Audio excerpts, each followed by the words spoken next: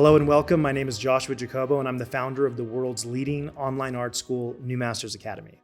Today, I have something special to share with you.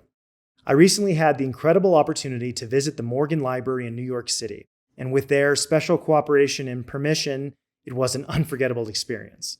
I was lucky enough to not only view, but draw from the Codex Huygens, and we even got to film the entire experience for you. For those who might not be familiar, the Codex Huygens is a one-of-a-kind, unfinished Renaissance manuscript that contains a treasure trove of proportional and anatomical drawings and artistic techniques such as lighting, posing, and perspective. It's basically a how-to-draw book after the greatest draftsman of all time. It's believed to be based on the notes and drawings of Leonardo da Vinci, making it a goldmine of knowledge and inspiration for artists of all levels. This is the closest resource there is to the mind of the great Leonardo da Vinci, besides the famous sketchbooks of the master himself. Speaking personally, this manual has been pivotal in the development of my own artistic theory and my own artistic educational practices, which have made their way into the fabric of New Masters Academy. Seeing these drawings up close and being able to study and draw from them was a dream come true. The level of craftsmanship and the insight into the thought processes of some of the history's greatest artists is simply mind-blowing. Now, I want to invite you all to follow along with me at home. Grab your sketchbooks and pencils and let's dive into this demo together. After you've watched the video, make sure you check out the scans of the Codex Huygens available on the Morgan Library website or in the NMA reference library. It's a fantastic resource and I'm confident you'll find it as inspiring as I did. Remember, the key to mastering art is practice, persistence, and drawing inspiration from the masters. A special thank you to the Morgan Library. Be sure to check them out the next time you're in Manhattan, New York, and you can learn more about the library at their website, themorgan.org. Until next time, draw, and don't waste time. Thanks.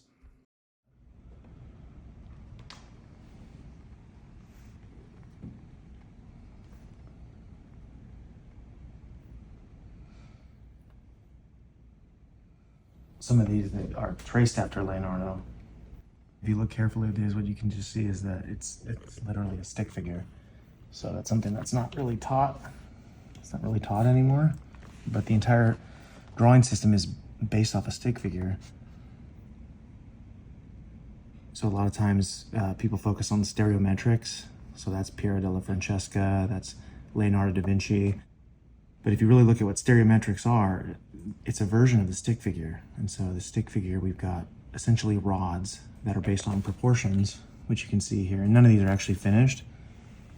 This is obviously akin to like Leonardo's research into the proportions of classical antiquity. And so we're dealing with an 8-head figure. Specifically, Leonardo da Vinci changes the foot size. So if you look at the Doryphoros and if you look at the prescriptions of Vitruvius, what you find is that the foot is 1/6 of the height. The head, including the hair, is 1/8 of the body. And then the hand, the width across the knuckles of the palm fits into the foot 3 times. But so Leonardo does change his prescription for the foot. So he makes the foot 1/7, which either is a misunderstanding of the Vitruvian canon, or most likely it's actually just an aesthetic choice. Because if you notice a foot that is 1/6 of the height is actually quite a large foot. And that's going back to the Doryphoros of Polyclitus, which is a 5th century BCE sculpture, wherein that's where we actually get the word canon, for canon of proportions. It comes from the Doryphoros. But what's interesting about, well, there's a lot that's fascinating about this, but one of the things that's so interesting here is that in contemporary art theory, you often have systems of proportion, but it's not actually clear how those systems of proportion can be implemented. So this is still common today, where students learn some kind of canon that comes back to the classical antiquity, but they don't learn how to apply that canon. And often people are working from observation. And so when it comes to how to apply the canon of proportions, it's actually related to the stick figure. So if we look at these rods here, these measuring rods, each of these rods is mapping to the joints of the skeleton, which is illustrated. I don't know if we've got it here today, but there's illustrations of the joints of the skeleton. And each of these rods are embedded within a curvilinear orthographic design. And that's what we're seeing here. And so these curves, or these artistic outlines, the way it was talked about in classical antiquity, are positioned on this stick figure here. And then that stick figure is quite fascinatingly bent. So this almost looks like Hindu sacred art if you look at it. So if you can see here, this isn't just a cool illustration. Oftentimes, like Vitruvian Man, it's illustrated because of the multiple limbs, but the idea of the multiple limbs position is that every one of these sticks here pivots in a very simple way. And the way that they pivot is actually using circular arcs.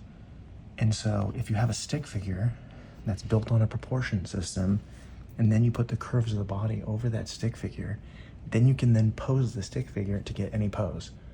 And then through something that's called transformation, or in this case, its early version of linear perspective, from those, you're able to get your figure not only posed, but you can position your figure and view it from any angle imaginable. And that's what's so remarkable here, is that this is literally a cutting-edge Renaissance theory, art theory, in a way that the drawing manuals of Fioletti don't really get into. So this is literally, we're kind of getting a glimpse inside the mind of a master here.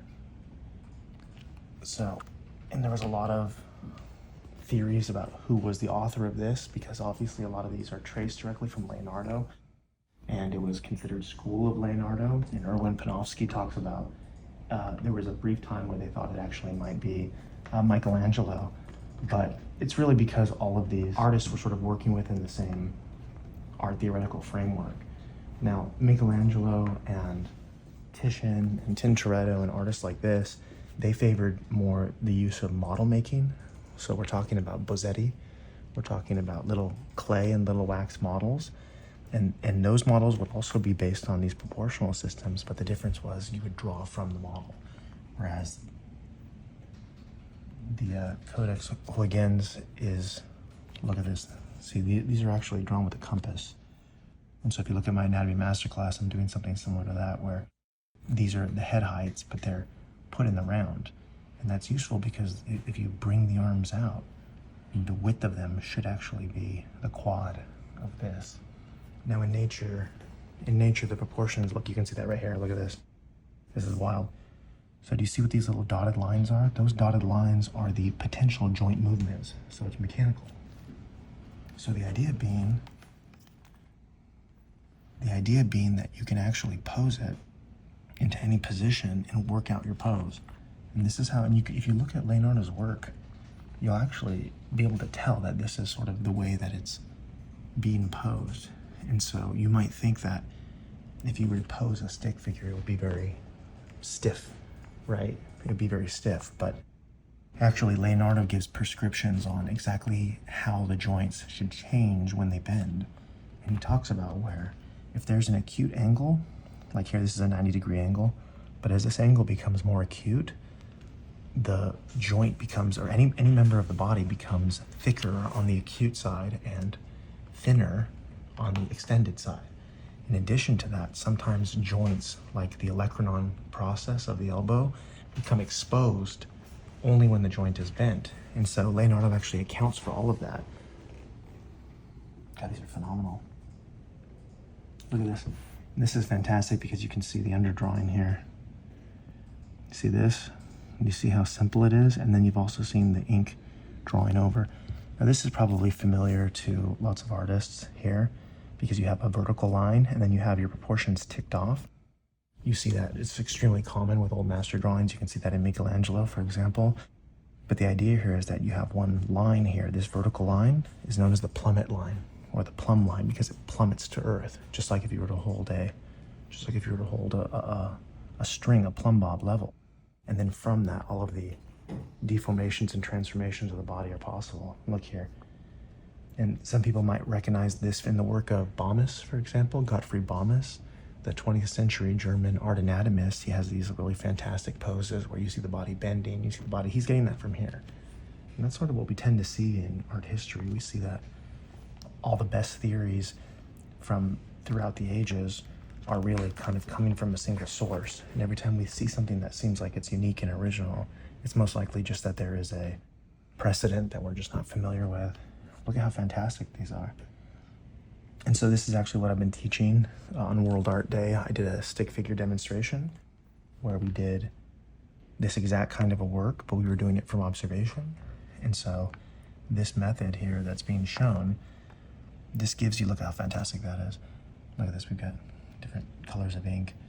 But what's really fantastic about this is this allows you, which unlike any systems of methods of drawing that exist today that I'm aware of, this allows you to work very confidently from imagination. Whereas a lot of methods such as academic methods, illustration methods, a lot of methods don't work from imagination because they rely on the optical data being in front of you.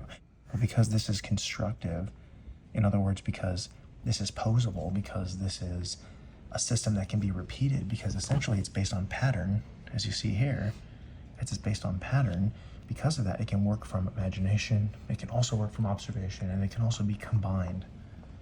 Look at these, this is where we start to get into, and Panofsky's text is really the one that you're going to want to look at for this, but we start to get into perspective proper, which I'll get to here in a moment.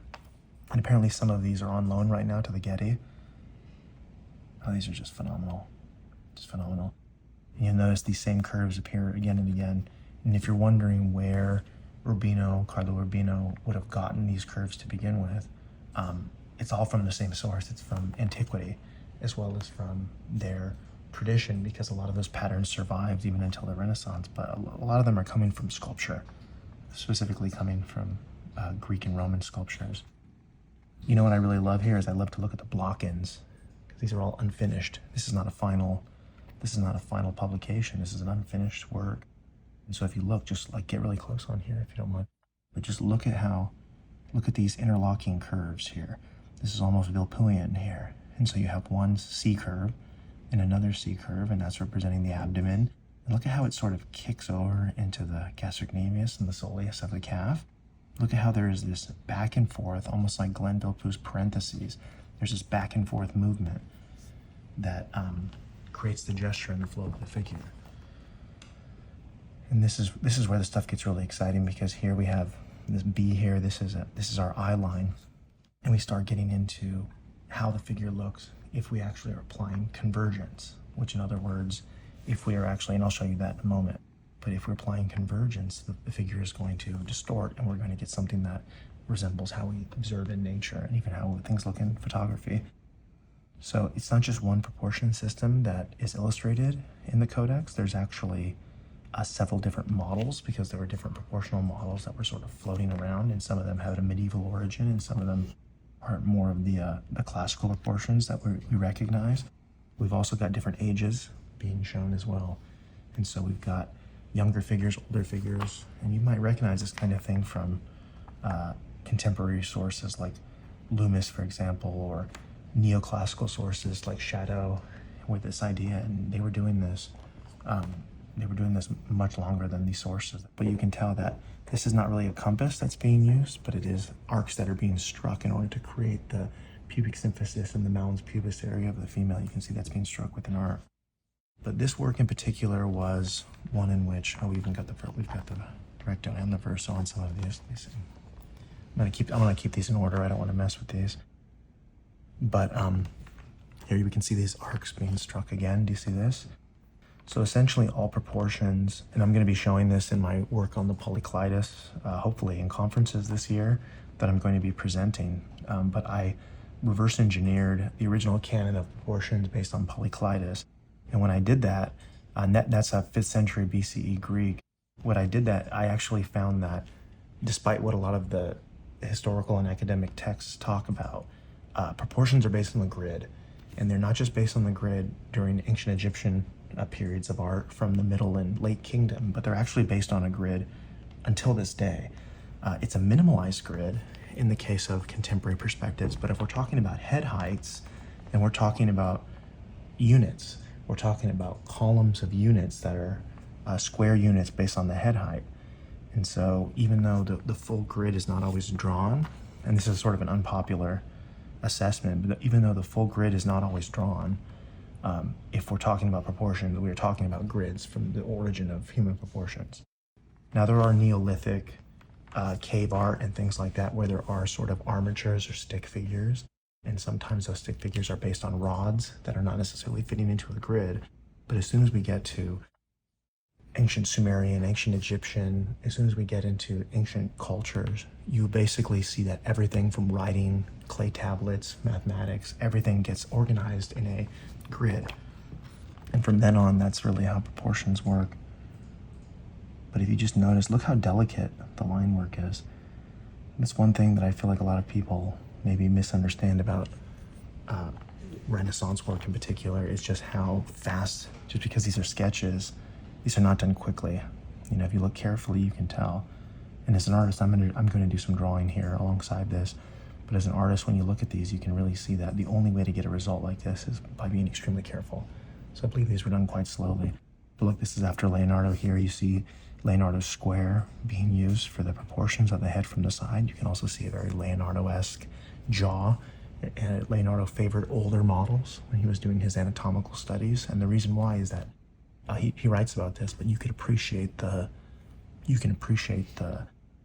anatomy more when it's an older model. And that's why at New Masters Academy, for example, we have models that we favor for a lot of anatomical work that have that anatomy really visible. That's really fantastic. And then here, this is most likely a tracing after Leonardo da Vinci, but you can just recognize Leonardo's influence everywhere here.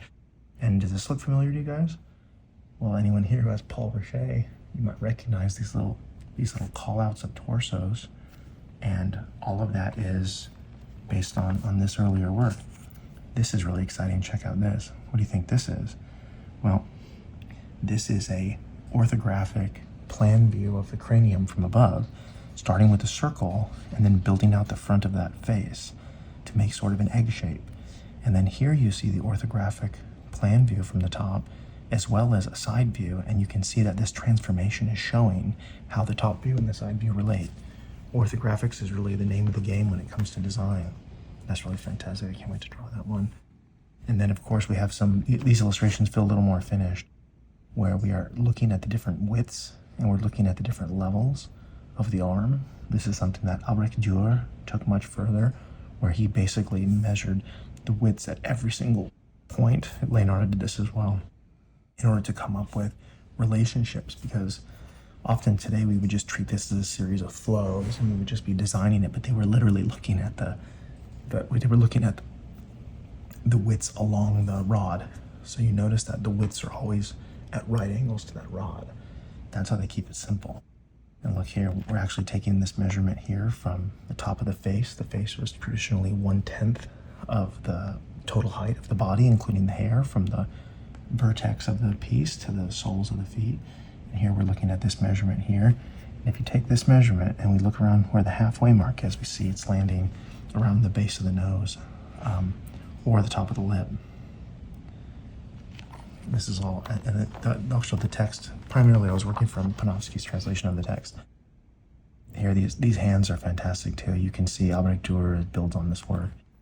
And as the arm is bent here, the elbow, the olecranon process becomes exposed. And when that happens, it actually adds to the length of the forearm. So the forearm gets longer as the arm bends, because that olecranon process, when the arm is straight, when the elbow is extended, it's just alongside, so it's not adding to the width. But all of that is accounted for with precision, and Leonardo actually writes about that distance as a fraction of the total height, which is really fantastic. But these are really, really useful. Look, this may as well have come right from Leonardo's Vitruvian Man, where we talk about the wingspan being the same as the height, which in anthropometrics, the actual wingspan tends to be a little more than 100% of the height, but usually the height is not including the hair. So that's something that sounds like it might be inaccurate, but if you actually include the hair the way that they did, it makes sense. Look at this. So these are unfinished, right? You'll notice this a lot. What they will do is they will draw on one side of the paper, and then they will place it on a window or somehow trace the back side, and they'll either do another version of the same drawing, or they will actually do the opposite side. So one advantage of working with orthographics, which means there's no perspective distortion, one advantage of that is that you can flip the outlines and do another drawing of the other side with no problem. Whereas if you were to do this from life, let's say you drew an arm and you were close to the model, when you flipped it around, the perspective wouldn't work. So that's one of the huge advantages of orthographics, is that you can actually flip it and work on the other side. And look here, we're even breaking down the different widths here of the toes and their positions, and here as well. You can see that happening. Look here, we're relating the, you see this measurement taken across the knuckles? That's really, and my work shows this, but in ancient Greece, the actual width of the fingers was the base unit from which the entire figure is built on. So you can see here, 4 finger widths make 1 palm, and 3 palms make 1 foot, 6 feet make 1 man, and furthermore, 8 heads, excluding the hair in the traditional sense, make up the height. Or later in Hellenistic work, the head gets a little smaller than that. But you can see all this here. You can also recognize that from Leonardo, this leg on the right. It also, you can see that they're using equilateral triangles here. And the equilateral triangles that we see again and again, what that is meant to show is that the suprasternal notch, which is the pit of the neck, which is the space between the clavicles, from that distance to the acromia, which are the acromion process of the scapula, which is the scapula here, that distance, they're using an equilateral triangle to find the nipples, which is something that I'm not sure that actually comes from classical antiquity, but you do see that a lot during the Renaissance and medieval constructions.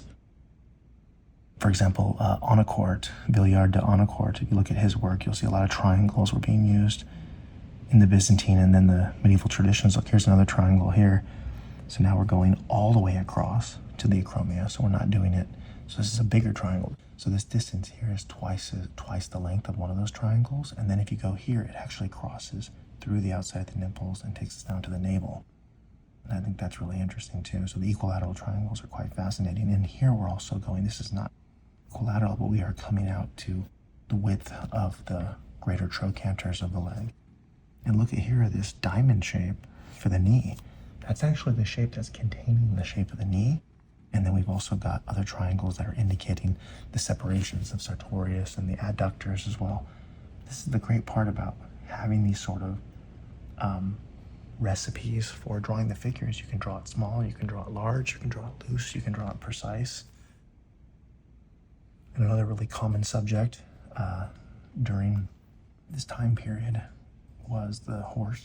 And so you can see the exact same treatment has been given to it. We're looking at the widths, we're looking at the proportional relationships. These are again after Leonardo da Vinci.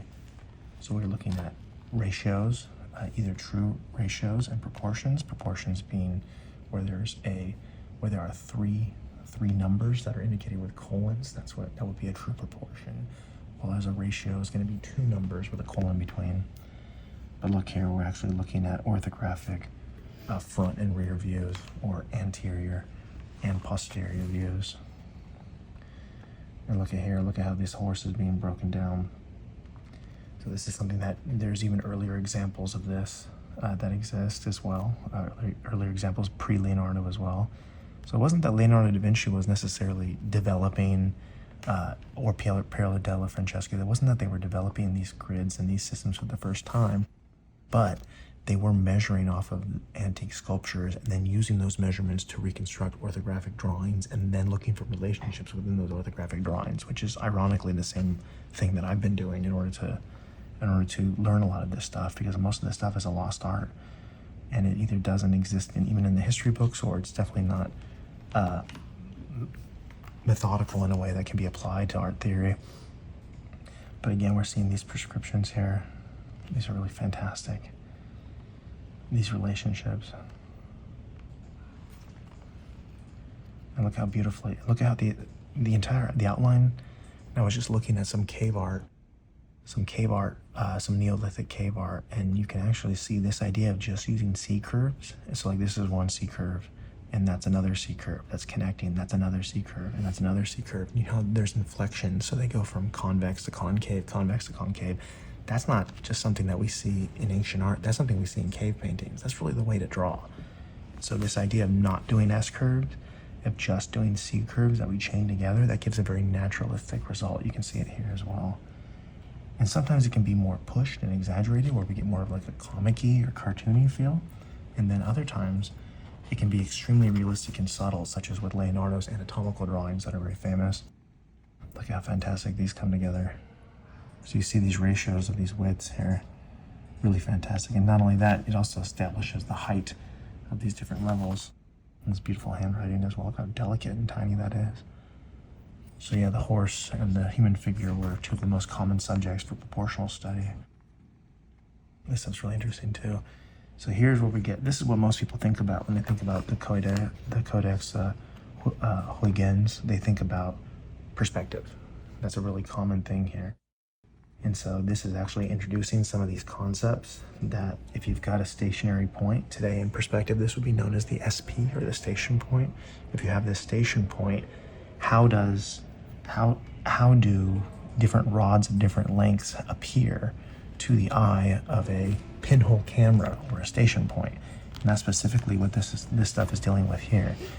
And so, in other words, if you are in this position, this represents a station point of a figure.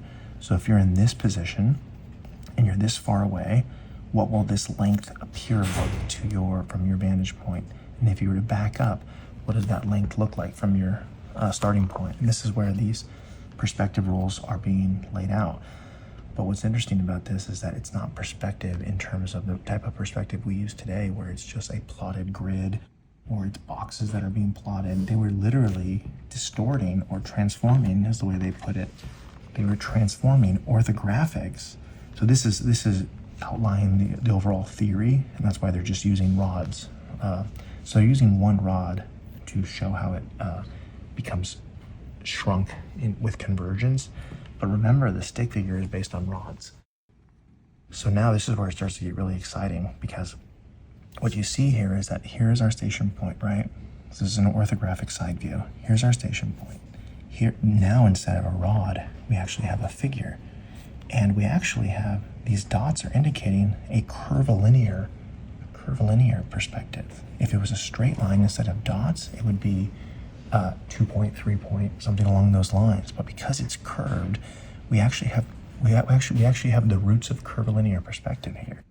And so look, if you actually take either a straight line or you take this curve and you have your station point and you run these rays out, if you take the actual measurement of these different parts, like let's say the chin, or let's say the entire head, if you take the measurement with a compass or whatever, you can actually bring it over and reconstruct that figure here. So here's the station point, here's the orthographic figure, and then here's the perspective plotted figure. Do you see this? Look at how it's been distorted. And so Leonardo says that you should be 2.5 or 3 times as far from the total length of the figure from it so that it doesn't look distorted. And that's being illustrated here. So in other words, if you're in a figure drawing class and this is the figure and you're sitting right here, you're too close to the figure.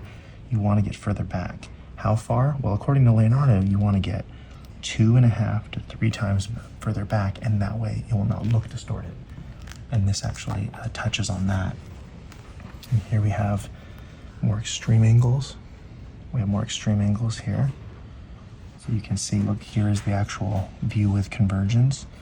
And this is where it really gets interesting, because they're showing that instead of it being a standing figure along a rod, we can use the arcs to bend the figure into position. So we're bending the figure into pose, and then we're using our perspective convergence from our station point to get these results. So this is not actually based on nature or observation at all. This is 100% constructed with patterns from imagination. That's what's so exciting about it. We're doing more of the same here. Now this time these are down shots. So the station point's higher than the figure, and we're using the rods and we're using the arcs to position an orthographic figure down here.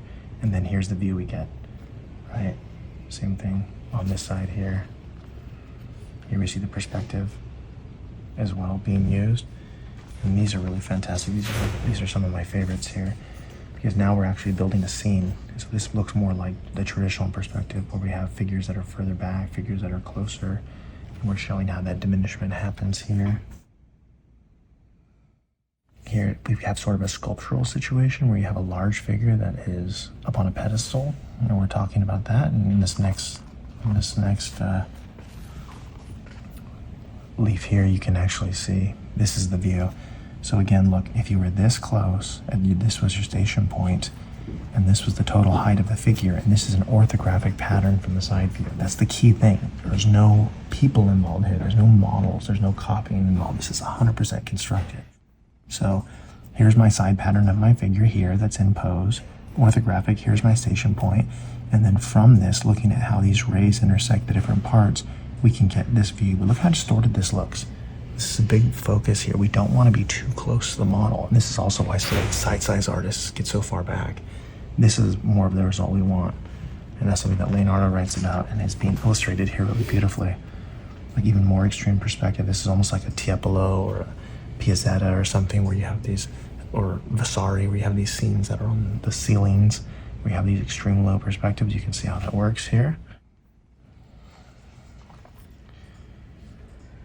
You can see this as well. If you've got a figure in movement, this is almost like an angel coming down. You know, you can get these just extreme views with the same idea. These are often really fantastic. And I think here where we start to get into putting figures in scenes, it starts to really feel more like the later perspective texts that we have, 17th and 18th century perspective texts. But it really just comes from this simple idea that we take our patterns, we pose them, we pose our patterns, and then we can apply convergence to them. And you know what, I think the ones that might be on loan to the Getty, because I'm recognizing which ones are missing. I think the ones that might be on loan to the Getty include the, that's interesting. I don't think that, I've seen a photograph of that one actually. But the ones that might be on loan to the Getty include the ones that show lighting. So there's some shadows, cast shadows. So I can recognize that those ones are missing. But one of the most, beyond all the theory and stuff, one of the most useful stuff is just seeing what their initial marks look like. Because their initial marks really tell the story. And so now that I've sort of gone over these for you, and that was exciting for you guys to see this, I'm going to just do some sketching and some drawing from these, and I'm going to get real close. And the Morgan Library has been really phenomenal in allowing us to organize this. This is a one-of-a-kind artifact.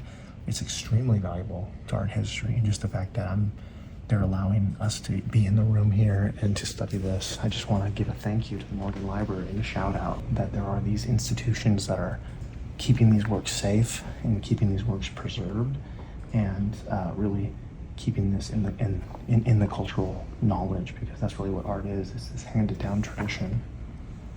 So I'm going to take a quick break, and then I think we're just going to do a little bit of drawing from these.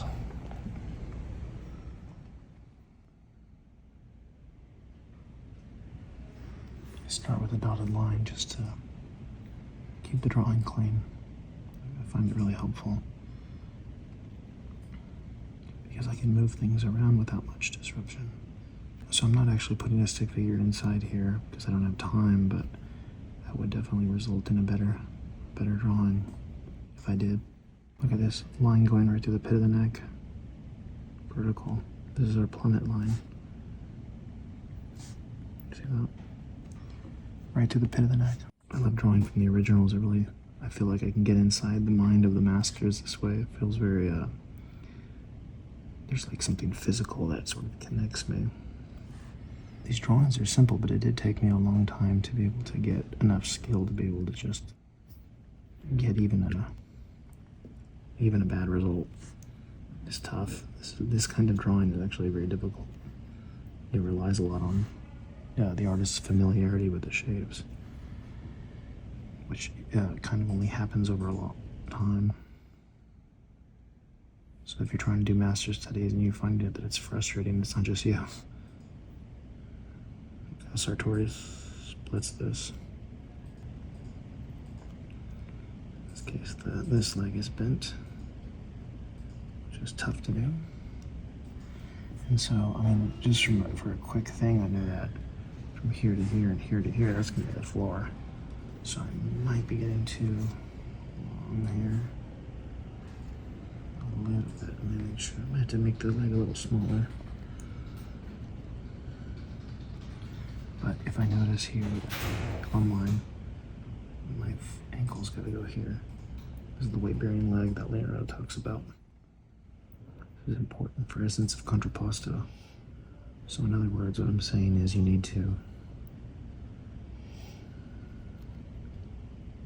get the figure balanced.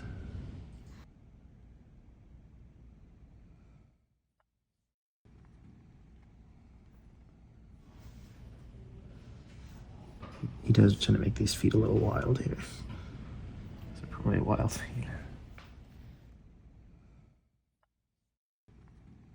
I'm getting too thick here. But I'm going to be able to come in and do some corrections, so it's all good.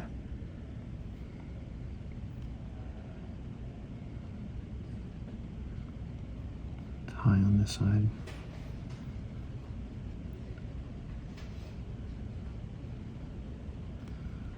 But that's one thing that I get from Renaissance and Mannerist and a lot of these arts, even the medieval stuff. It's just like there's like a real delicacy to it.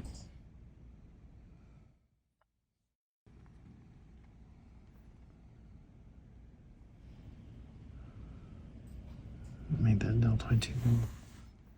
But a lot of getting this stuff to work just has to do with slowing down.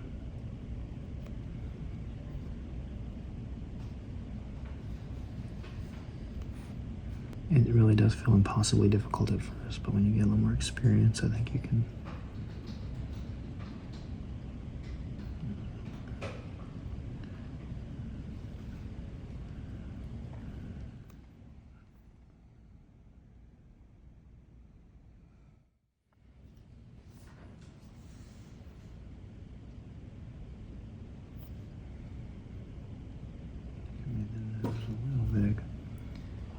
But hopefully you can see where that dotted line helps me. Basically, I'm able to do several versions very simply.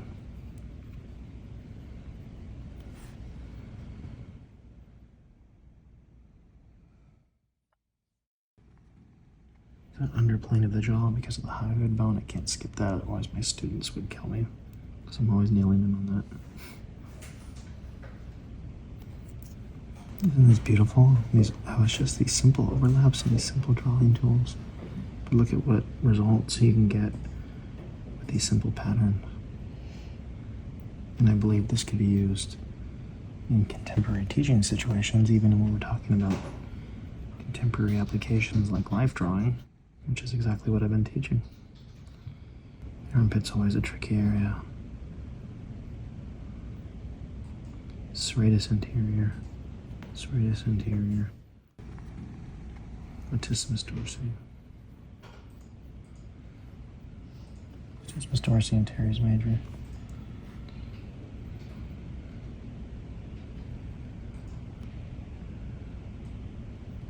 This side should be lower. And these patterns I recognize. I first learned these from Michelangelo, because I taught myself how to draw. My mother taught me how to draw when I was a child. She was actually quite good. But I taught myself how to draw more properly, I think, when I was in my early 20s, and I did that using a corpus of Michelangelo's drawings that I got from Casa Buonarroti. And so to me, these Renaissance styles are sort of like, it's like my drawing school.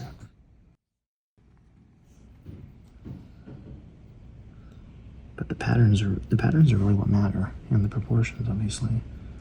So as long as you are getting those patterns with the right overlaps and the right feeling, even if it's not perfectly accurate, it'll feel pretty true to form. Which that's easier said than done.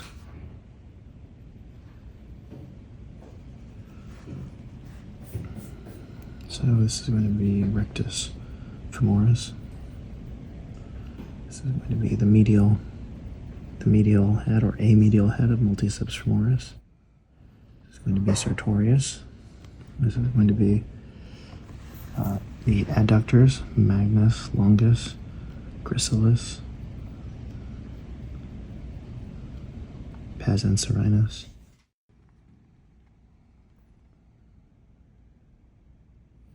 It looks like it's more here. I think I have the foot in the wrong place.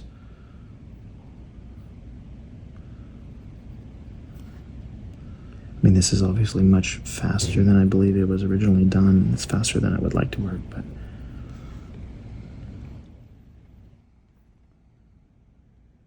look at how this rhythm carries over like that. Do you see that? Oh yeah, this foot really comes down, actually. Oh, I'm drawing two different legs. I got confused by the different legs. Okay. Well, now that's screwing everything up. So I can do that as well. I didn't realize there was two. Okay, that's one leg. Here's the other leg.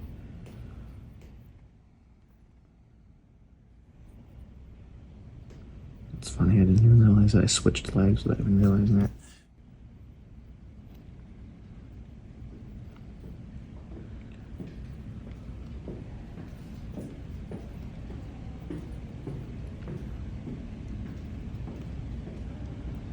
It's the medial epicondyle of the humerus. Medial head of triceps. Brachialis. Biceps brachii. And he's got the deltoid a little smaller. Let me maybe do it more like him. That's why we're here. And this little beautiful pattern that you often see Michelangelo use. You see this? The way the hand is, it's very Renaissance look. The wrist is round.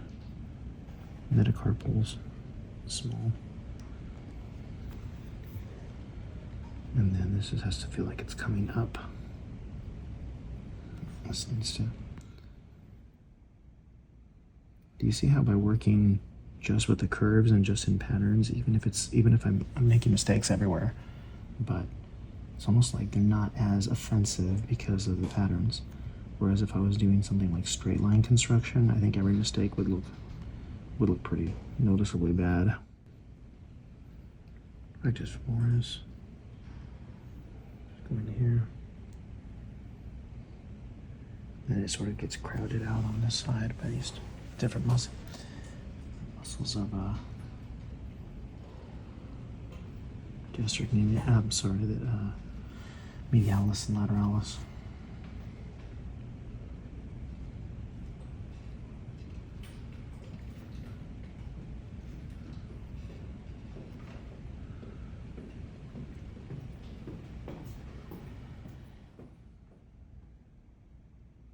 This needs to be bunched up, but not sticking out too much.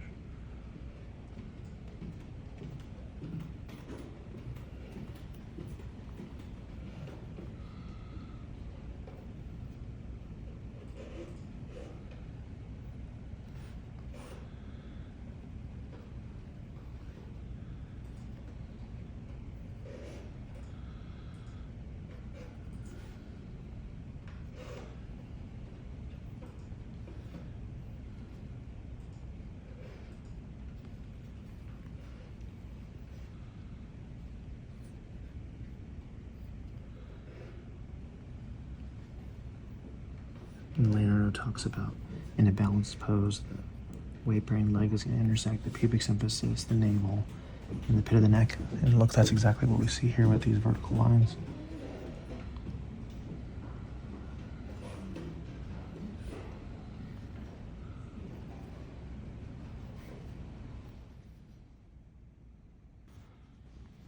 It's a little wonky, but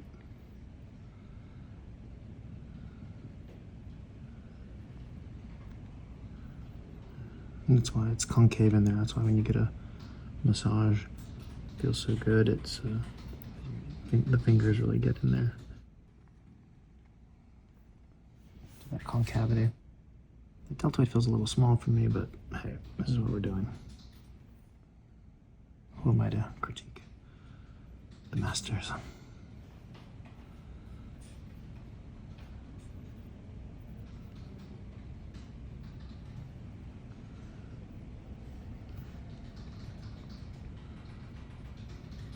Bunched up. White feel right. Straighter there, actually.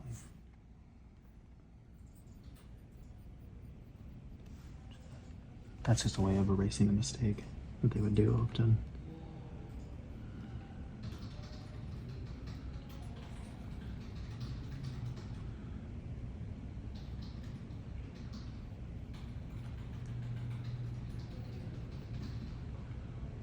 These sort of landmarks on the torso that we see again and again.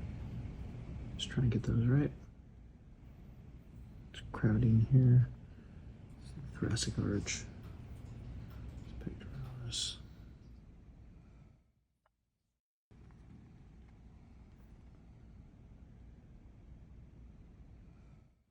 Clavicle. Trapezius. I don't really think they're. Oh, here's clavicle here. I drew that clavicle.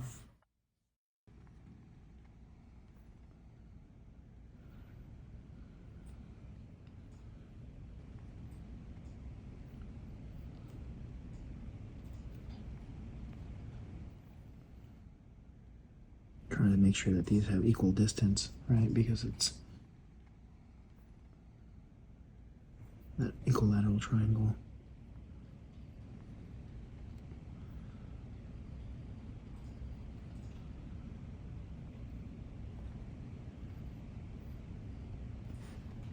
Medial, epicondyle.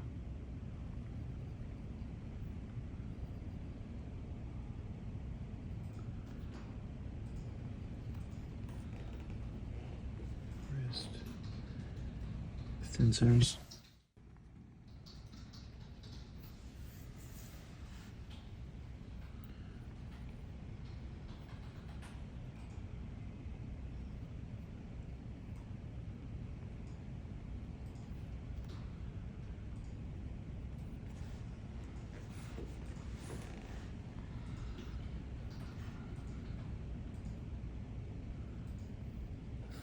Add her two legs here. This actually needs to be a little lower. A little stiff, not quite right, but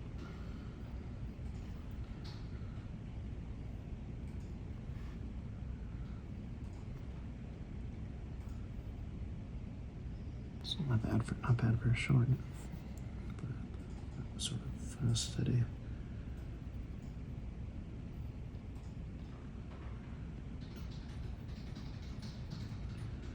This ear seems a little different here. I think the jaws. Oh, yeah, it's more like that. Yeah, maybe they're a little big. We'll have our own specific kinds of mistakes. I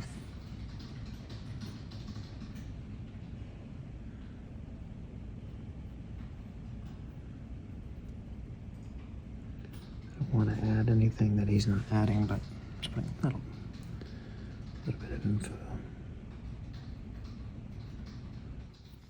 Drawing the ulnar side of the round. Maybe. As you can tell, I really don't think that these drawing methods are impossible to recreate. I think with measuring and stuff, we can even do more. We can even do a better job. But hopefully that was helpful. It just shows that we can really learn a lot from these old manuals. Let me just do one last thing. Sorry. I need to do the cubital region.